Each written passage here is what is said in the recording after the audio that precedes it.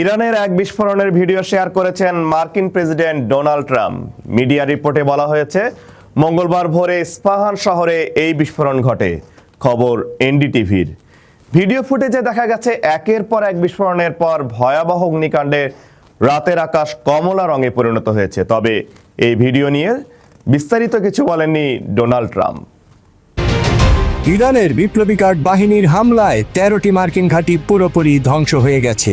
টিকতে না পেরে মার্কিন সেনারা আশ্রয় নিয়েছেন বিভিন্ন অস্থায়ী আশ্রয় শিবিরে অথবা বিভিন্ন হোটেলে। তারা যে হোটেল কিংবা বাড়িগুলোতে আশ্রয় নিচ্ছেন, সেখানেও একের পর এক মিসাইল ও ড্রোন হামলা চালাচ্ছে ইরানের আইআরজিসি, যার ফলে মধ্যপ্রাচ্যে মার্কিন সেনারা বেশ বিপাকে রয়েছেন। ইরানের হামলার দাপটে রাতের বেলা বিভিন্ন বাড়ির বেসমেন্টেও লুকিয়ে থাকতে দেখা গেছে মার্কিন সেনাদের। মার্কিন প্রভাবশালী সংবাদ মাধ্যম দি নিউ ইয়র্ক টাইমস এক প্রতিবেদনে এসব তথ্য জানিয়েছে। নিউ ইয়র্ক টাইমসের প্রতিবেদনে দাবি করা হয়েছে যে 13টি সামরিক ঘাঁটি ধ্বংসের কথা বলা হচ্ছে, তার মধ্যে কুয়েতে থাকা মার্কিন ঘাঁটিগুলো সবচেয়ে বেশি ক্ষতিগ্রস্ত হয়েছে।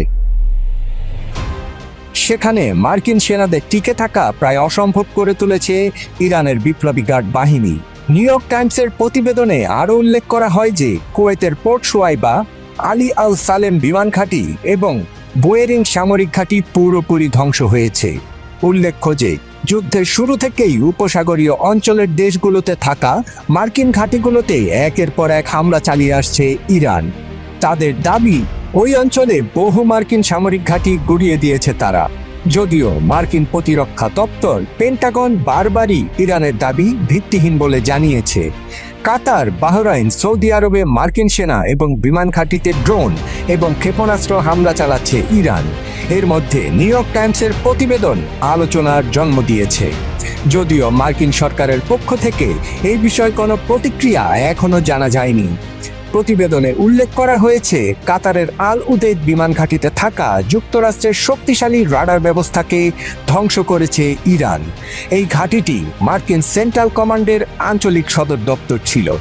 এছাড়া বাহরাইনে মার্কিন বাহিনীর 5th ফ্লিটের সদর দপ্তরেও হামলা করেছে ইরান। অন্যদিকে সৌদি আরবে প্রিন্স সুলতান বিমান ঘাঁটিতেও হামলা চালানো হয়। সব মিলিয়ে বলা চলে, মধ্যপ্রাচ্যে ইরানের ক্ষমতার কাছে হেরে গেছে মার্কিন বাহিনীর দাপট।